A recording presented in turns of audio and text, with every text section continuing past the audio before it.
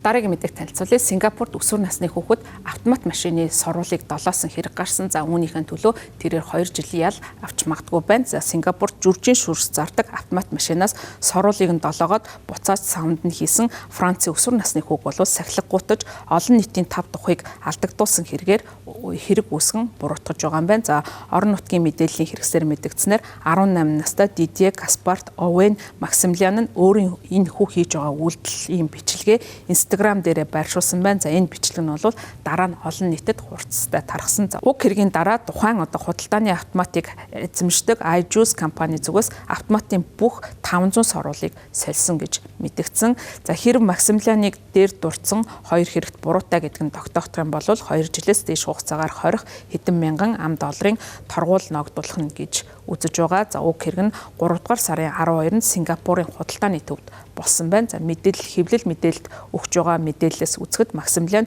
өөрийн видеог тавихтаа энэ хот аюулгүй биш гэсэн тайлбарлалтаагаар Instagram хуудсан дээр мөн байршуулсан байна. За түүний бичлэгийг бол олон мянган хүн жигсэн зэвүүчж үзсэн. За уг бичлэгийг олон нийтийн хуудсан дээр дахин нийтэлж орон нутгийн хэвлэлийн мэдээллүүд мөн олон нийтэд дамжуулсан байна. iJuice компани зүгээс орон нутгийн мэдээллийн Channel News Asia-д хандан цагдаагийн тайлан хийлгүүлсэн болох мөн ариун цэврийн протокол төхөөрөмжөнд шалгалт эхлүүлсэн гэдгийг мэдгдсэн.